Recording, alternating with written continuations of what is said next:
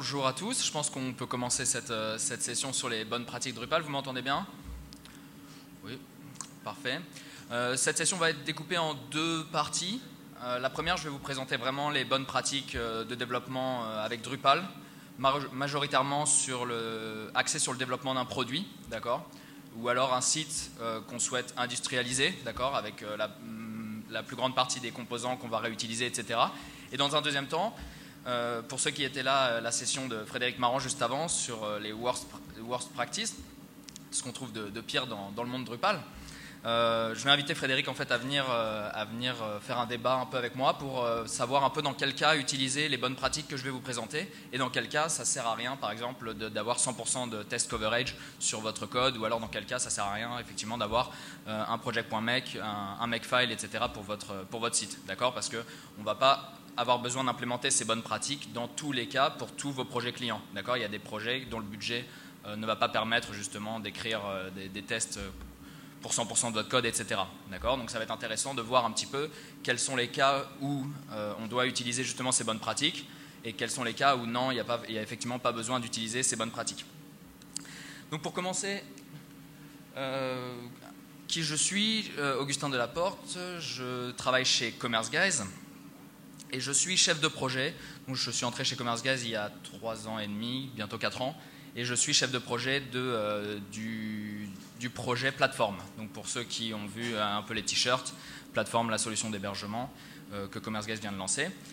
Et donc Commerce Guys, qu'est-ce que Commerce Guys? Commerce Guys, c'est une entreprise à l'origine franco-américaine qui a été créée par Damien Tournou, Ryan Zrama, qui était le créateur à l'origine de Ubercart, pour ceux qui connaissent, qui était la première solution e-commerce avec Drupal sur Drupal 6, qui a été portée par certaines personnes sur Drupal 7 et qui est à l'origine de l'écriture de Drupal Commerce. Donc Commerce Guys est vraiment le créateur de Drupal Commerce, la vraie solution générique, la vraie solution e-commerce pour Drupal. D'accord. Qui a déjà travaillé ou entendu parler même de Drupal Commerce? Ah ouais. Donc ça c'est bien. Donc Drupal Commerce a eu un énorme levier. On a lancé Drupal Commerce début 2012 et maintenant on a plus de 50 000 sites qui tournent sur Drupal Commerce. Donc c'est un énorme levier. Ces chiffres sont de Drupal.org, d'accord. Via le module update, on peut savoir exactement le nombre de modules, le nombre de fois où le module est utilisé, d'accord. Et donc on a une très forte croissance avec Drupal Commerce pour le e-commerce, d'accord. Et actuellement, on est en train d'écrire ce qu'on appelle Commerce 2.0, d'accord, qui sera plus forcément axé seulement sur Drupal, mais via des librairies PHP, sera utilisable par des projets Drupal, mais également des projets Symfony, des projets qui partent de Zen Framework par exemple. Pour tout type d'application PHP, on va pouvoir réutiliser des librairies et des composants de commerce, ce qu'on appelle Commerce 2.0, d'accord. Commerce 1.0, qui est Drupal Commerce que vous connaissez actuellement, est basé vraiment sur Drupal 7, d'accord. Il fonctionne qu'avec Drupal 7 et Commerce 2.0 fonctionnera sur tout type d'application PHP. Qu'est-ce que fait Commerce Guys également? Commerce Guys a développé la distribution Commerce Kickstart, dont vous avez sûrement entendu parler, qui est un peu un starter kit qui permet de mettre en lumière les bonnes pratiques de développement avec Drupal et également avec Drupal Commerce. Notamment Commerce Kickstart, qui est une distribution, qui est la distribution la plus téléchargée sur Drupal.org, d'accord. Si vous faites la somme des 9 distributions suivantes, Commerce Kickstart est encore plus téléchargé que la somme des 9 distributions suivantes. C'est une distribution qui a apporté énormément au monde Drupal, notamment via tout cet ensemble de best practices qui ont été implémentées à l'intérieur.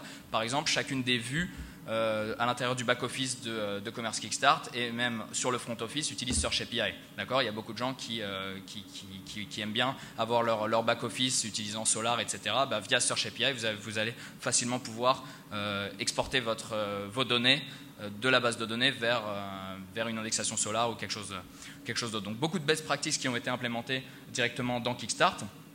Il faut faire attention avec Kickstart, au moment de l'installation, vous choisissez si oui ou non vous voulez le contenu de démo, etc. Beaucoup de fonctionnalités que vous pouvez désactiver. Kickstart reste vraiment plus un site de démo qui permet de voir comment construire avec Drupal Commerce plutôt qu'un starter point. D'accord? Ça va être compliqué d'étendre Kickstart pour vos besoins.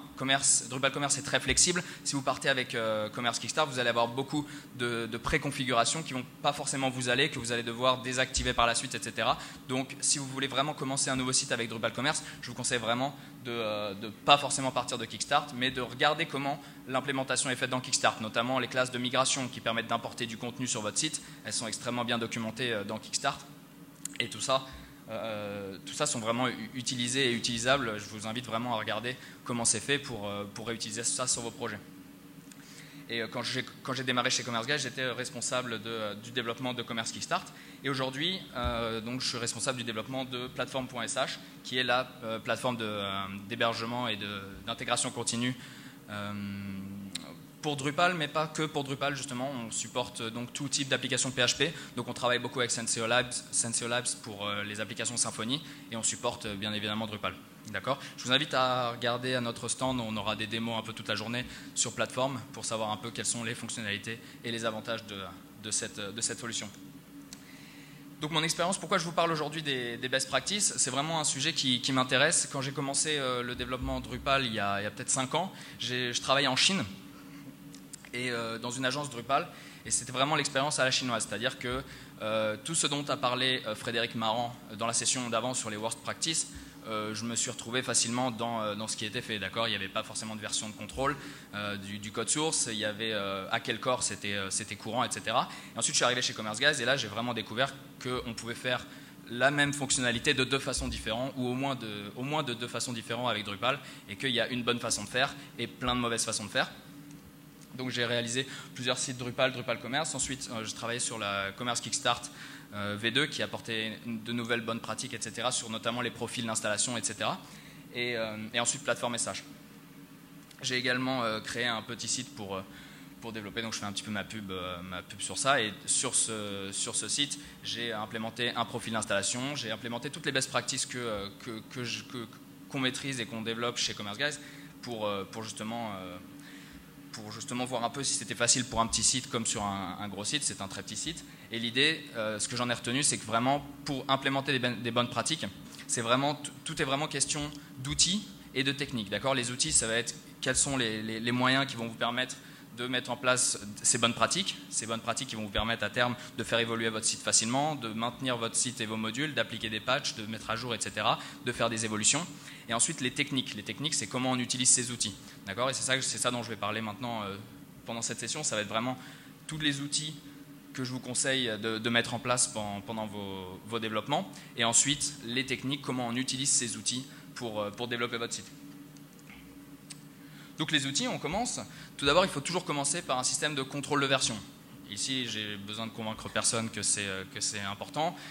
Le système de contrôle de version va vous permettre de facilement revenir en arrière. D'accord ? Si vous avez quelque chose qui a été un moment de votre site où quelque chose a été cassé, c'est très facile de revenir en arrière avec Git par exemple, des commit ID, d'accord, et de repartir à un endroit où le site était stable. D'accord ?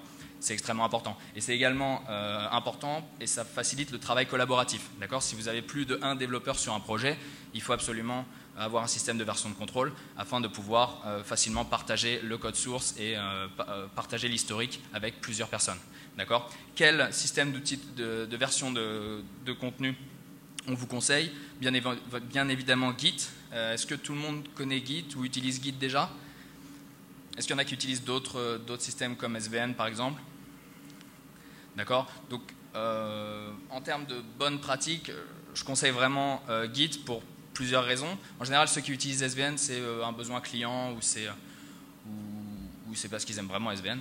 Mais Git a plusieurs avantages, notamment le fait que c'est le système de version de contrôle qui est utilisé sur Drupal.org. D'accord ? Drupal.org a migré sur Git il y a quelques années, ce qui permet de facilement réutiliser du code qui est contribué sur Drupal.org. Et beaucoup de librairies pour Drupal sont également hébergées sur GitHub par exemple, donc très facile. L'idée de Git, c'est vraiment sa rapidité et son efficacité. D'accord ? Avec Git, on a très peu de métadonnées, d'accord, on a une staging area qui vous permet, avant de pousser effectivement du code, de les garder dans une zone de commit, qui vous permet de réécrire l'historique facilement, etc. D'accord. Et on a aussi la facilité de création et de merge de branches. D'accord. Vous pouvez facilement créer une branche, ce qui veut dire créer une nouvelle version du code et ensuite la merger a posteriori directement sur votre site. Donc c'est vraiment quelque chose qu'on vous conseille. Et ensuite, après, une fois que vous avez choisi votre système de version de contenu, il vous faut une possibilité de faire de la code review. D'accord. La code review, c'est quand on a une personne qui va committer du code, mais qui ne va pas être déployée directement sur votre site en live. Et en attendant, il va falloir qu'un pair, donc un autre développeur ou un lead développeur, valide et revoit le code qui a été écrit par le premier développeur. L'idée, c'est vraiment de pouvoir auditer des parties très spécifiques de votre code et de pouvoir dire oui ou non, on implémente les bonnes pratiques sur Drupal, on utilise les bons hooks, on utilise les bonnes API, etc. D'accord. Ça permet également de s'assurer que les problèmes qui pourraient arriver par la suite, de limiter les problèmes qui pourraient arriver par la suite, d'accord, en s'assurant que toutes les bonnes pratiques, notamment pour Drupal, sont bien utilisées. D'accord. Il y a beaucoup d'outils qui permettent de faire de la code review. Chez Commerce Guys, on utilise GitHub, mais certains utilisent Gerrit, etc. Il n'y a pas vraiment de meilleurs outils. L'avantage de GitHub, c'est vraiment le système de pull request. D'accord. Une pull request, c'est plusieurs commits, un développeur qui fait plusieurs commits, qui développe une fonctionnalité et qui dit c'est prêt à être mergé, j'attends que ça soit revu par un de mes pairs. Et une fois que ce bloc a été revu, commenté, retravaillé, on va pouvoir le déployer sur la branche de développement ou de master. Donc voilà, le système de pull request, d'accord, avec les commentaires et avec les intégrations. Mais il n'y a pas vraiment on ne pousse pas à utiliser GitHub. Utilisez celui avec lequel vous êtes à l'aise. Et ensuite Drush, d'accord. Drush, c'est vraiment l'outil avec lequel vous pouvez pas, l'outil sans lequel vous ne pouvez pas développer un site avec Drupal. D'accord. Tous les projets Drupal devraient utiliser Git. Git, c'est vraiment l'outil qui va vous permettre de lancer des commandes de façon remote sur un environnement, de synchroniser une base de données, de sanitiser une base de données. Il y a énormément de commandes. Vous pouvez même écrire vos propres commandes. D'accord. Si vous avez un besoin spécifique sur un site, d'exporter des variables de la base de données vers une autre base de données ou de migrer du contenu, vous allez pouvoir écrire vos propres classes, vos propres commandes Drush. D'accord. L'idée, c'est de pouvoir se connecter à une base de données, c'est de pouvoir réinstaller un site from scratch, etc. D'accord. Donc Drush, c'est vraiment important. Tout le monde, n'importe qui travaille avec Drupal devrait utiliser Drush. Et ensuite, on a un certain nombre de modules de développement. Si vous regardez sur Drupal.org, des modules de développement, vous en avez pléthore. Et certains qu'on utilise très fréquemment dans les projets commerce, donc chez Commerce Guys, sont Devil, Drupal for Firebug, qui vous permet vraiment, au sein de votre navigateur sur votre site, de voir exactement les nodes qui sont appelés, les views qui sont appelés, etc., les formulaires, etc. Extrêmement pratique pour développer, etc., quand vous créez vos propres modules, Coder, Xdebug, etc. De la même façon, il n'y a pas de meilleure pratique, utilisez celui avec lequel vous êtes le plus à l'aise, mais c'est important de les avoir et de ne pas oublier de les désactiver quand vous passez votre site en production. Et de la même façon, lancer des tests automatisés. C'est là où la phase de test, quand vous créez un projet pour un client, si votre budget est limité, si votre client n'a pas forcément... votre client peut très bien vous dire bah, moi je vous paye pour que vous me créez votre site, pourquoi vous avez besoin de tester ce que vous êtes en train de développer. C'est important d'écrire des tests quand on veut réutiliser des composants. Si vous avez écrit un module qui est fonctionnellement très important pour votre projet, ça va être extrêmement important d'écrire des tests et de couvrir 100% du code de cette fonctionnalité, afin que lorsque vous la réutilisez quelque part, si vous découvrez une erreur, vous allez pouvoir identifier cette erreur et la fixer aux deux endroits. C'est extrêmement important. Si le budget de votre projet est limité, effectivement, vous n'allez pas pouvoir passer beaucoup de temps sur les tests. C'est vraiment là où on verra pendant le débat à la fin, pour voir à quel moment, oui ou non, il faut vraiment effectuer ces tests. L'idée de Simple Test, c'est vraiment des tests unitaires. Simple Test va être implémenté par module. Vous avez un module qui implémente une fonctionnalité, vous allez écrire une suite de tests sur ce module. Biat et Mink. Donc Biat et Mink, Biat, c'est un langage d'abstraction, qui vous permet d'écrire des tests en langage courant. Un exemple de test Biat, ça serait étant donné que je suis un utilisateur anonyme, si je clique sur, si je me rends sur la page node add quelque chose, et ben j'aurai un accès, je vois la page access denied. D'accord? J'écris comme ça, et Mink, qui est le bridge entre Beat et Drupal, va vous permettre de processer ça et de tester ça sur votre site. Et si vous avez Selenium, Selenium va pouvoir bootstrapper en fait un navigateur, et vous allez pouvoir tester ça directement dans un navigateur. Donc directement en lançant votre batterie de tests, avec tous les tests que vous avez écrits, vous allez voir tous les tests qui passent, tous les tests qui ont failé, et tous les tests qui sont mal définis. D'accord? Donc je vous invite à regarder un peu la description les façons d'utiliser Beat et Mink, et c'est extrêmement puissant. Le gros avantage, c'est que votre client ou le chef de projet qui n'est pas forcément technique et qui ne comprendra pas forcément le code va pouvoir quand même écrire les tests et définir les fonctionnalités exactes dont il a besoin, et vous en tant que développeur vous allez pouvoir implémenter les fonctionnalités en fonction des tests qui ont été écrits. D'accord? Les bonnes pratiques, c'est évidemment d'écrire d'abord le test et ensuite d'implémenter la fonctionnalité. Et les tests de montée en charge. Donc vous avez peut-être entendu parler de ça. Frédéric en a parlé à sa session précédemment. L'idée, c'est, avant de passer votre site en production, de s'assurer que votre site va suivre et accepter les montées en charge des utilisateurs. D'accord? Vous allez pouvoir générer un certain nombre de requêtes, générer un certain nombre d'actions et voir les résultats qu'auront ces actions et ces requêtes sur votre site. D'accord? C'est extrêmement important avant de déployer un site de s'assurer que vous avez fait un certain nombre de tests de montée en charge qui dépendront de la période dans laquelle vous allez déployer votre site, etc. Pendant les périodes de solde, il y a beaucoup de tests de montée en charge qui sont effectués pour s'assurer que le site ne va pas crasher en plein milieu de Black Friday ou un truc dans le genre. Un outil qui est extrêmement intéressant, c'est WRK, d'accord, que vous allez pouvoir trouver sur GitHub. Très simple à installer, donc c'est Frédéric également qui m'en avait parlé. Voilà, il est disponible sur GitHub. Il vous permet vraiment de générer un grand nombre de requêtes HTTP et il est pluggable sur un très grand nombre d'outils. Donc je vous invite également à tester ça. C'est pas aussi compliqué que ce qu'on pourrait croire. D'accord, les tests de montée en charge, on dit toujours ah ouais, ça va être compliqué. C'est pas très compliqué. D'accord, ça s'installe sur un serveur, on peut faire ces tests, on a les rapports. D'accord, donc je vous invite vraiment à lancer des batteries de tests régulièrement et vous assurer que votre site tient la montée en charge. Parce que quand on développe avec 2 développeurs sur un site qui cliquouillent pour faire des tests, c'est pas la même chose que quand vous avez 150 000 utilisateurs qui vont targeter votre site. D'accord? Et également connaître l'écosystème existant. D'accord? En termes d'outils, vous devez exactement savoir, surtout dans le monde Drupal où les modules, vous en avez un très grand nombre, d'accord, comme disait Frédéric, beaucoup de ces modules servent un besoin particulier, seulement un certain nombre permettent vraiment d'être suffisamment génériques pour être réutilisables pour votre besoin. D'accord? L'idée, c'est vraiment de connaître ces modules, d'accord, connaître ce qui existe. Si vous avez un besoin, vous n'allez pas forcément avoir besoin de recréer totalement une fonctionnalité. Vous allez pouvoir utiliser un module et étendre potentiellement la fonctionnalité de ce module pour vos propres besoins. D'accord? Typiquement, j'ai noté 2 exemples qu'on a développés récemment,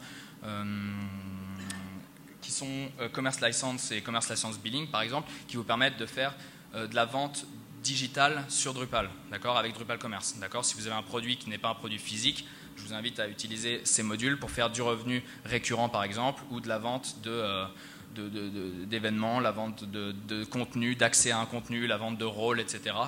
Directement. Et puis ensuite, si vous avez plusieurs sites à connecter ou si vous voulez bénéficier de l'OpenID Connect par exemple pour que vos utilisateurs puissent s'authentifier sur votre site via leur compte GitHub, via leur compte Facebook, etc. Il y a des solutions génériques qui existent et que je vous conseille d'utiliser. Également le SSO qui permet, si vous avez plusieurs sites, d'automatiquement loguer de loguer un utilisateur sur tous les sites, d'accord, que vous maîtrisez. D'accord, c'est typiquement quand vous êtes sur Amazon ou sur Google, vous vous connectez à un site et ben vous êtes automatiquement connecté à tout l'écosystème de sites.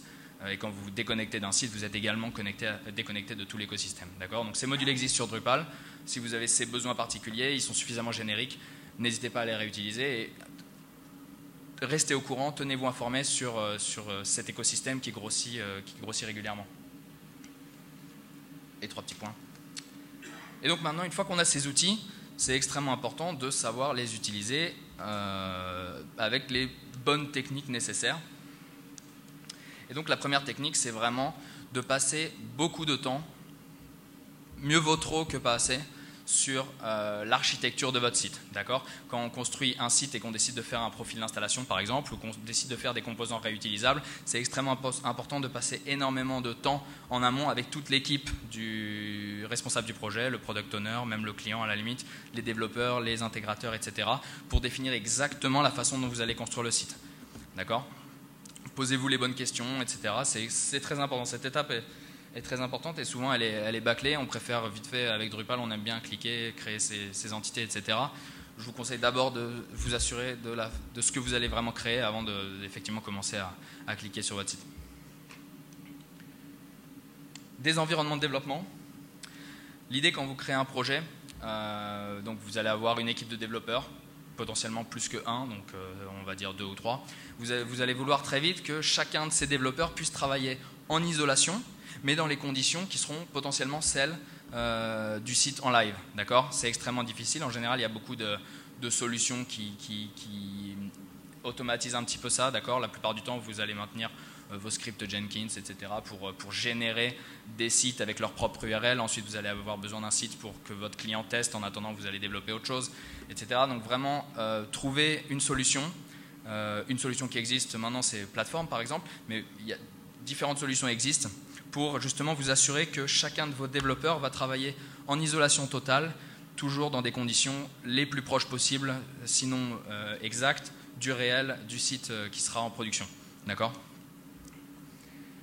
L'utilisation d'un fichier .mec, c'est là encore où on se recoupe avec Frédéric Marant, c'est-à-dire que pour certains gros projets, vous allez vouloir lister...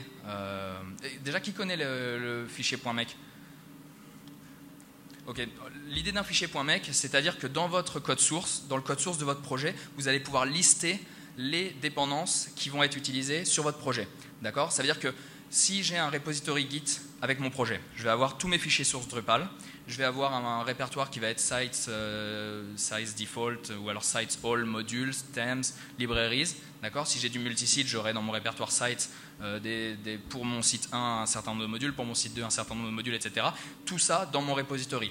D'accord ? L'idée d'un fichier mec, c'est de dire tous ces fichiers sources, ils sont disponibles sur Drupal.org. Je n'ai pas besoin de les mettre dans mon repository directement, vu qu'ils sont disponibles. Et si je refais un autre site, ça ne sert à rien que j'ai 2 fois ces fichiers sources. D'accord ? L'idée du fichier mec, c'est juste de définir tous les modules dont vous avez besoin, toutes les librairies dont vous avez besoin, tous les thèmes dont vous avez besoin, tous les patchs que vous voulez également appliquer à ces modules, les versions spécifiques que vous voulez, d'accord, au sein d'un seul fichier. Et au moment de lancer la commande drushmec, vous allez construire votre site avec tous les modules qui ont été, toutes les dépendances qui ont été listées dans ce fichier .mec. D'accord ? C'est un peu l'idée avec Composer, d'un composer.json, d'accord ?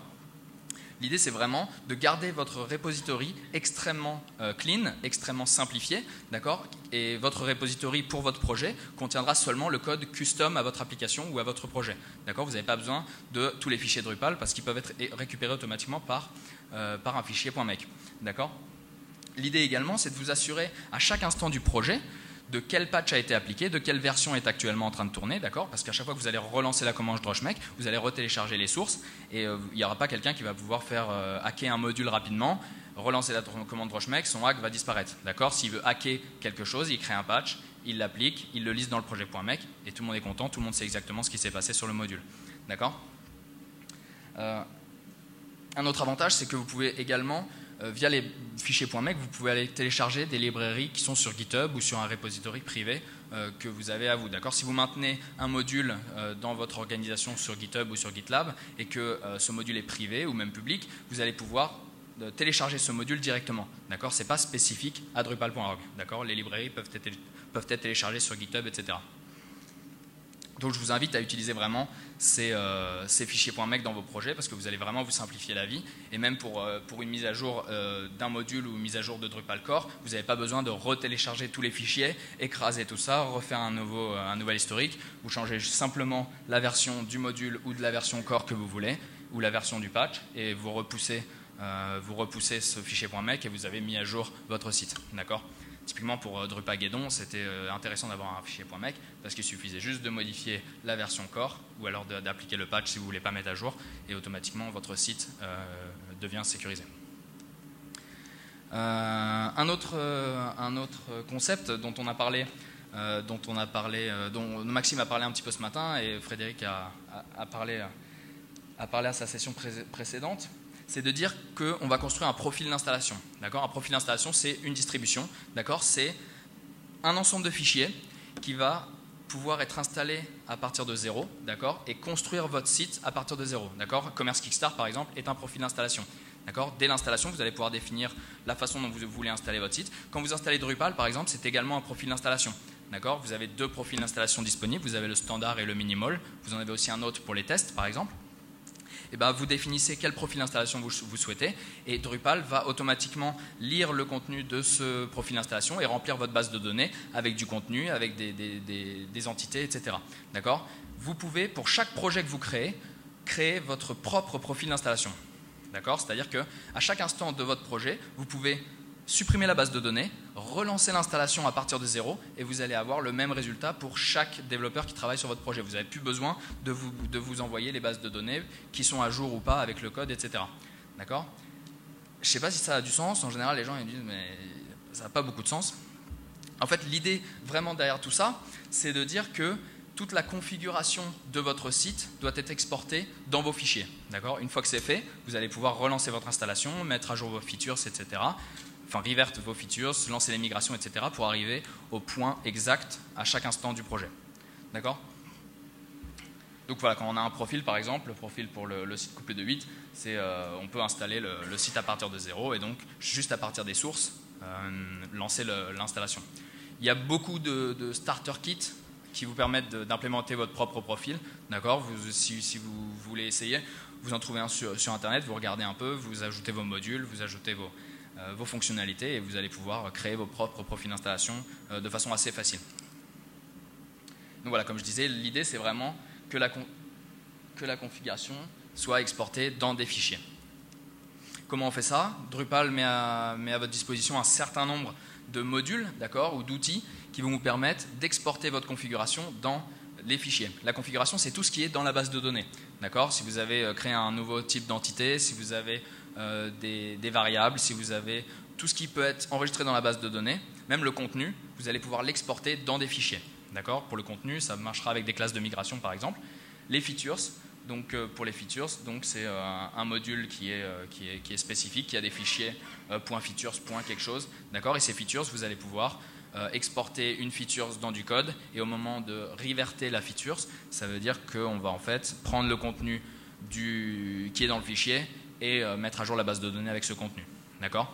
Et Drupal vous offre, enfin, le module features vous offre une UI qui va vous permettre de dire ah, cette feature c'est overridé dans le code, est-ce que je veux utiliser la version qui est dans le code ou alors je veux mettre à jour ma feature par rapport à ce qui est dans la base de données. D'accord ? On va pouvoir synchroniser en temps réel la feature. On a également le module Commerce Features qui vous permet de faire la même chose pour toutes les entités de type qui ont été apportées par Commerce. D'accord ? On a ensuite Migrate. Donc Maxime ce matin a parlé de Feeds. Il y a deux modules qui sont vraiment les modules majeurs pour faire des migrations, synchronisation, export, import de contenu dans Drupal. On a Feeds, F-E-E-D-S, et Migrate. Chez Commerce Guys, on préfère utiliser Migrate parce que Migrate est plus puissant. Il permet vraiment de faire du pré-process, du post-process sur les champs que vous voulez importer, etc. Il y a énormément d'utilisation. Je crois que j'ai un exemple. Voilà. Quand on crée une classe de migration, en fait, ce qu'on vient de faire, c'est vraiment de dire j'importe quel type de contenu. Est-ce que c'est du JSON? Est-ce que c'est du XML? Est-ce que c'est un fichier CSV, etc. Et on fait un mapping directement depuis la classe de migration. D'accord? Feeds, avec Feeds, vous allez pouvoir avoir une UI assez sympa directement dans votre site Drupal et vous allez pouvoir dire ce champ-là correspond à ce champ-là dans mon fichier CSV, je clique sur importer et ça fait l'import. D'accord? Vous allez avoir beaucoup plus de flexibilité sur Migrate. L'idée c'est qu'au moment d'installer votre site, si vous travaillez avec un profil d'installation, au moment de l'installation du site, vous allez lancer l'import du contenu et automatiquement tout le contenu que vous avez défini dans vos fichiers CSV, vos images, etc. vont être importés automatiquement sur votre site. Il y a des bons exemples qui sont faits sur Commerce Kickstart par exemple et donc je vous conseille de regarder un petit peu comment c'est fait pour voir comment on importe du contenu, comment on exporte du contenu, comment on synchronise du contenu. D'accord ? Attention à nouveau, si vous avez un site à très gros contenu, cet import peut prendre beaucoup de temps. il est conseillé de le lancer de façon quotidienne, la nuit, etc. Comme ça, quand vous revenez le matin, vous avez un site qui a été réinstallé à partir de zéro et vous pouvez retravailler toute la journée sur ce site-là et recommencer le lendemain, etc. en vous assurant qu'à chaque instant, votre profil continue d'être installé. On a également les hook updates, d'accord. Donc Drupal vous permet de faire un hook update qui permet de mettre à jour des informations dans la base de données. Ces hook updates se définissent de façon très simple, d'accord. L'idée c'est de pouvoir activer des modules, de pouvoir rajouter des variables, de pouvoir ajouter des nouvelles permissions, etc. directement sur votre site, d'accord. Donc quand vous avez une mise à jour à faire sur un module ou une mise à jour sur une de vos fonctionnalités, vous allez créer un hook update, vous allez déployer ce code et lancer l'update sur votre site en production, d'accord. Et automatiquement, vous allez pouvoir mettre à jour le contenu sans avoir besoin de faire des modifications dans la base de données directement. On est encore dans l'export de la configuration de la base de données dans les fichiers. Et en pratique, comment ça marche? Donc, chez CommerceGuys, pendant longtemps, et on voit avec nos agences partenaires, que chacun a sa propre solution et maintient sa propre usine à gaz un petit peu pour gérer tout ce dont on vient de parler. L'idée c'est que quand un développeur va pousser du code, donc j'ai pris un schéma vraiment complètement aléatoire qui utilise du Jenkins, qui utilise des clusters pour faire les tests, etc. L'idée c'est vraiment de dire, quand un développeur va pousser du code, le chef de projet ou le client ou le lead développeur va vouloir le tester, d'accord, en condition. Il faudra pour cela générer un environnement spécifique. Il faudra peut-être relancer l'installation, on voudra peut-être lancer une batterie de tests, on voudra peut-être faire des retours, que le développeur puisse mettre à jour à nouveau cet environnement, etc. Donc il faut créer beaucoup d'environnements, il faut être capable de supprimer ces environnements, il faut être capable de mettre à jour des bases de données, etc. Et souvent c'est très compliqué. On avait un script par exemple. Donc on voit pas, on peut scroller, mais là l'idée c'était quand un des projets CommerceGuys, quand on déploie notre marketplace par exemple, et ben on a un script qui est extrêmement long qui permet de copier les codes du profil, lancer la commande Drushmake, mettre à jour de la base de données, mettre à jour les features, etc. D'accord, donc on avait des gros scripts, de temps en temps ça plantait, il fallait le maintenir, etc. Donc comme je vous disais, c'est très compliqué, chacun a un peu sa petite sauce pour déployer ses environnements, etc. Maintenant, donc, on avait créé la plateforme qu'on a rendue disponible en tant que produit, justement, pour résoudre tous ces problèmes-là, en fait. D'accord, donc, la plateforme vous permet d'avoir autant d'environnements que vous voulez, de générer des environnements directement à la volée, de merger ces environnements, de synchroniser, etc. D'accord. Ah oui, voilà, on a des coupons si vous voulez essayer plateforme, mais ça, c'est pas vraiment pour cette session. Et donc, l'idée, si vous suivez ces bonnes pratiques, d'accord, la terre promise qui vous est promise. En termes d'inconvénients, effectivement, si vous créez par exemple un profil d'install, ou si vous exportez tout le code que vous avez dans des features, dans des classes de migration, etc., vous allez passer plus de temps au développement de votre projet, notamment l'écriture de tests, c'est ce qui prend en général énormément de temps.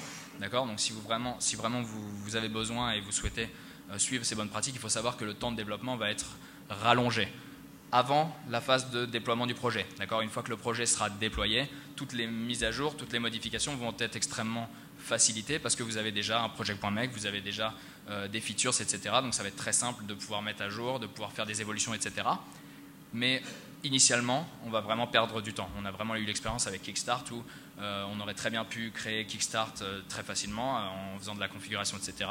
Mais pouvoir créer un profil install qui démarre de A à Z, c'est vraiment là où ça prend beaucoup de temps. Donc il faut le savoir. En termes de bénéfices, donc on a vraiment tout ça.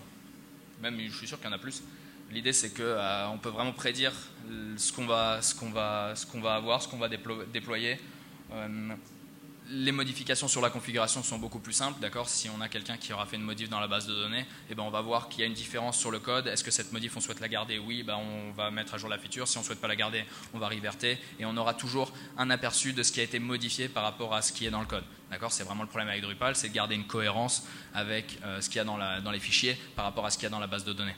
D'accord, donc on est vraiment tous ces outils de bonne pratique vous permettent vraiment de corriger ce problème. Et pareil, l'intégration avec les outils de test automatisés. Donc voilà, est-ce que vous avez des questions avant qu'on passe un petit peu au débat avec Frédéric? Oui.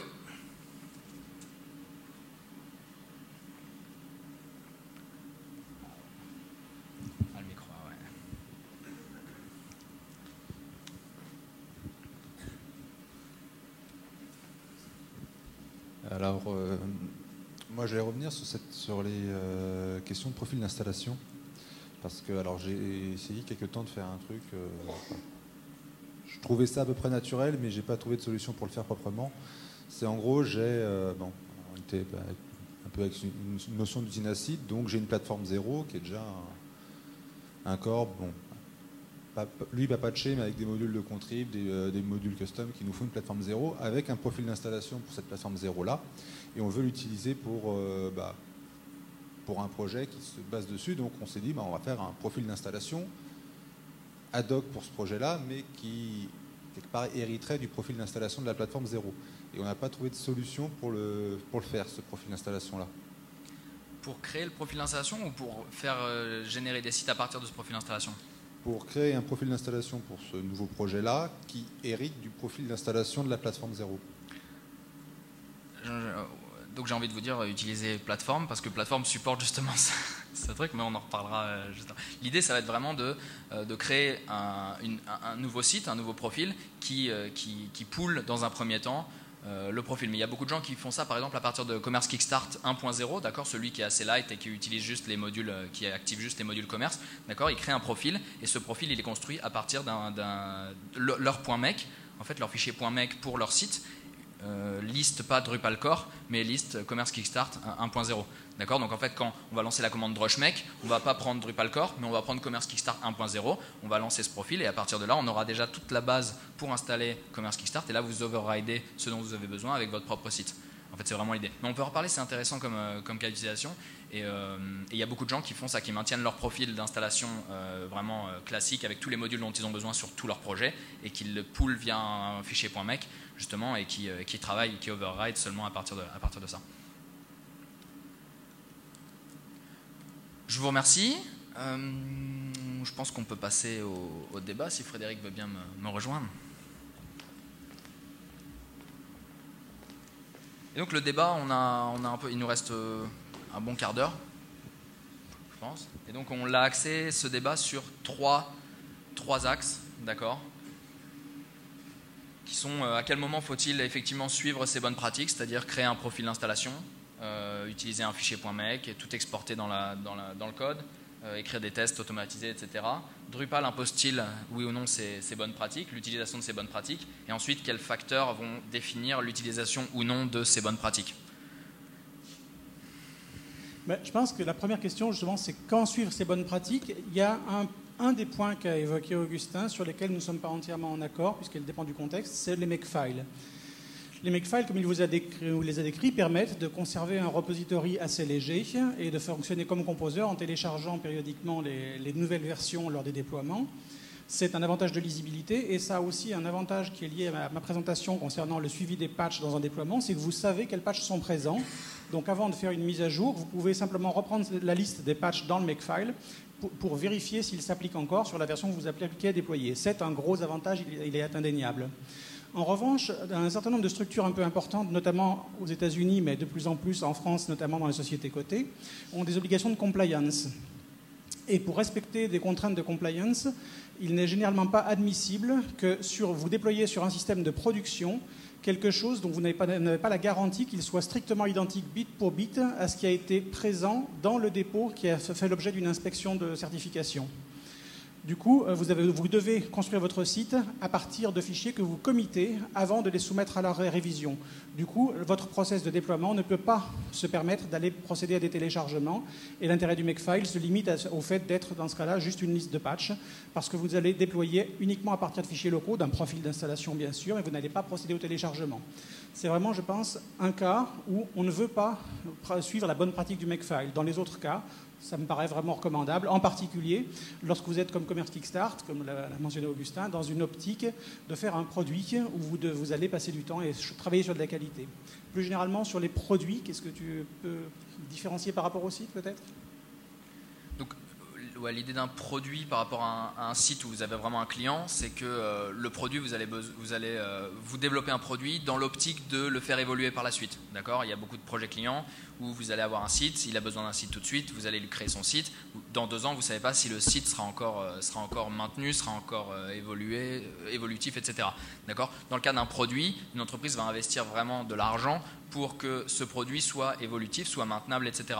Donc, on parle des Makefiles, etc. L'idée dans un produit, typiquement, la vraie grosse différence, ça va être l'écriture de test. D'accord ? Sur un produit, on ne peut pas se permettre de créer des fonctionnalités sans avoir une couverture de test pas 100%, mais à une bonne couverture de test, d'accord ? Parce qu'au moment où vous allez vouloir maintenir ou faire évoluer ce site, ce produit, effectivement, vous allez devoir vous assurer que vos fonctionnalités ne cassent pas les fonctionnalités précédentes. Alors que pour un site client où il n'y a pas forcément d'évolution, où les évolutions ne sont pas forcément claires, vous allez vouloir livrer plus rapidement et le client ne va pas forcément payer pour écrire des tests sur un code que vous êtes censé avoir écrit, quoi. Je vais revenir là-dessus justement à propos des tests.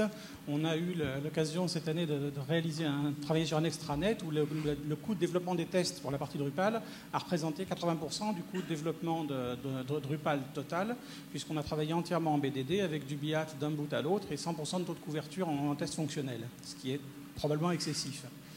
La raison qu'on trouve souvent dans la littérature pour faire des tests, c'est la comparaison entre le coût de build et le coût de possession, le coût de run.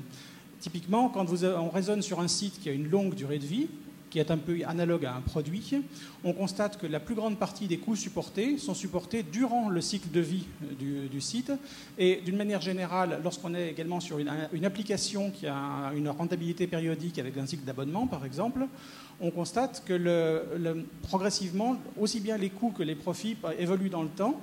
Et l'impact du coût de développement initial demeure relativement faible. Donc on a plus à économiser à avoir de la qualité, exactement comme dans le cas d'un produit, et donc à faire des tests, qu'à économiser sur la réalisation initiale.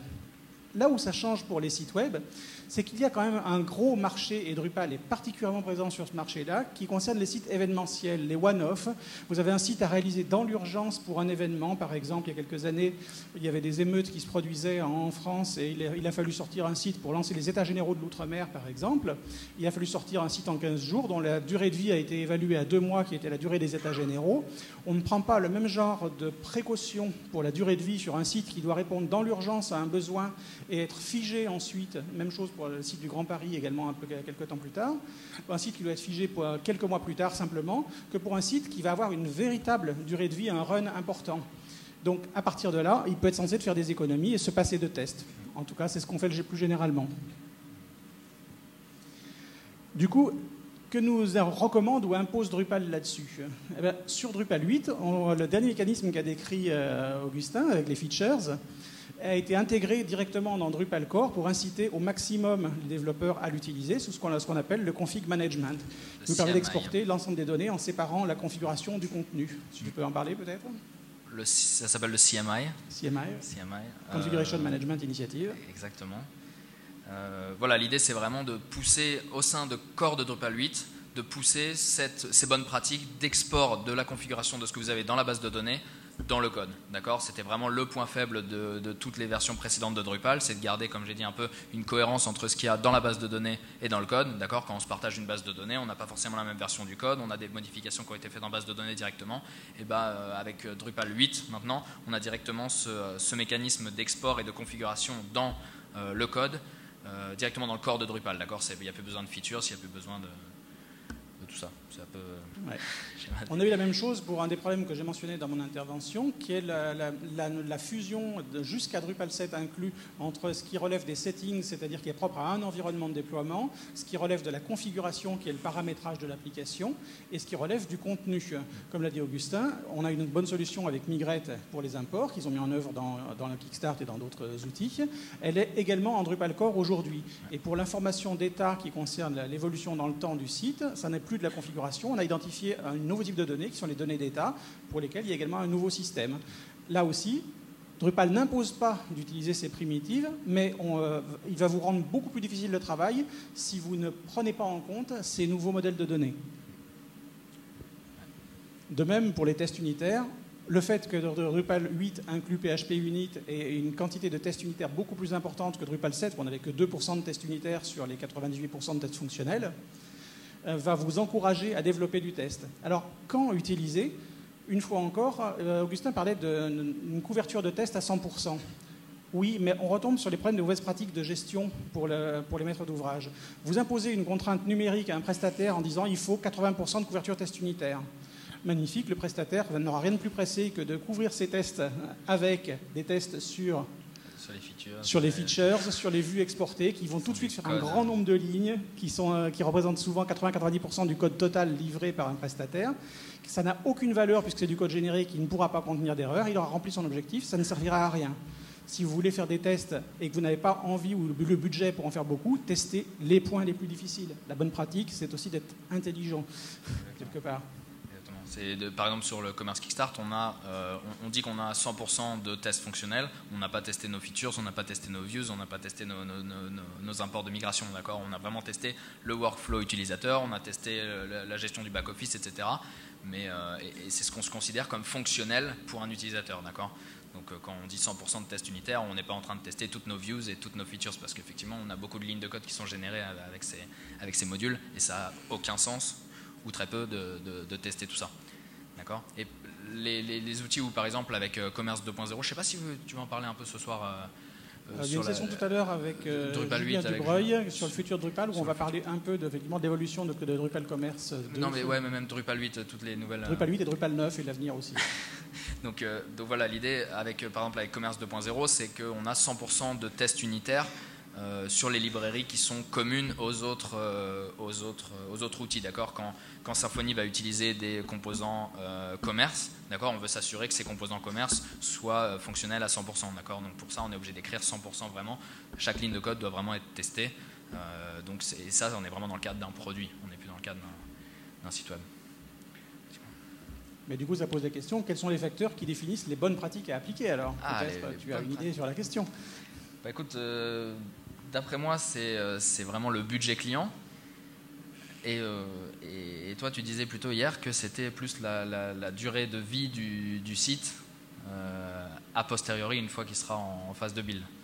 Oui, je pense qu'il y a un calcul à faire sur l'économie d'un site. Un site, avant tout, dans le cas professionnel qui vous intéresse si vous êtes ici, c'est un objet économique. Il a une mission, et cette mission est soit de remplir une fonctionnalité si vous êtes dans le cadre administratif, soit d'avoir une rentabilité économique.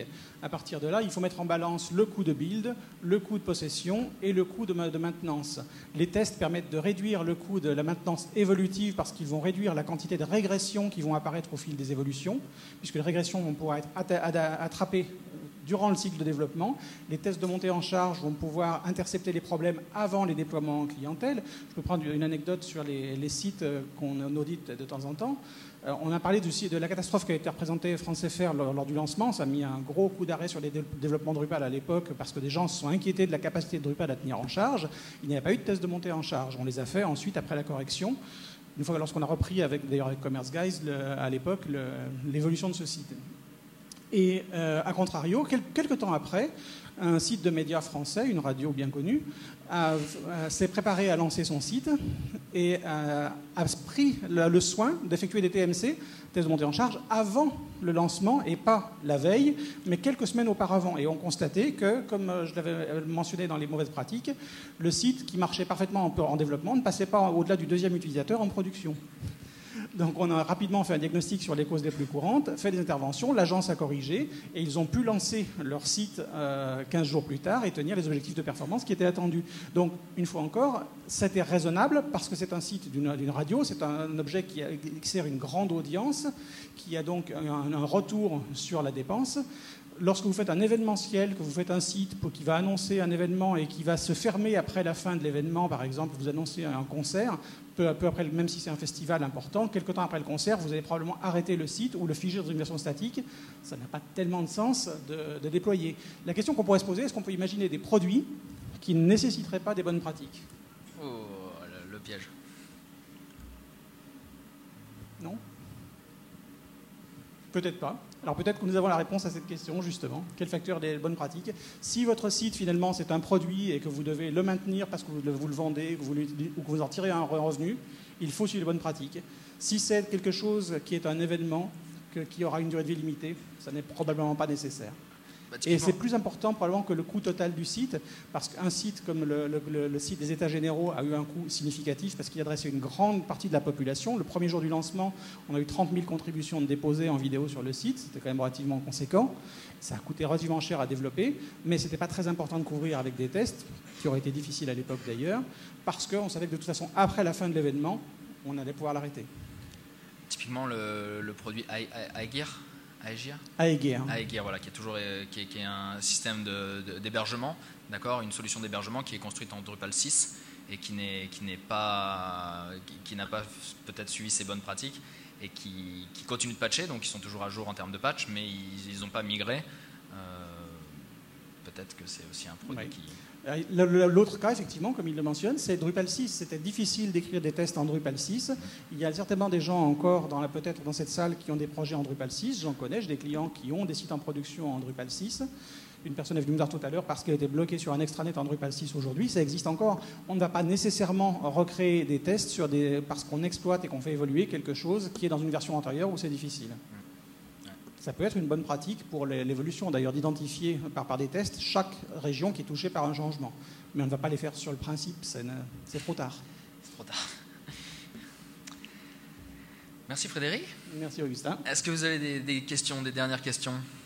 Profitez que Frédéric soit là, soit relà. Bon, merci beaucoup.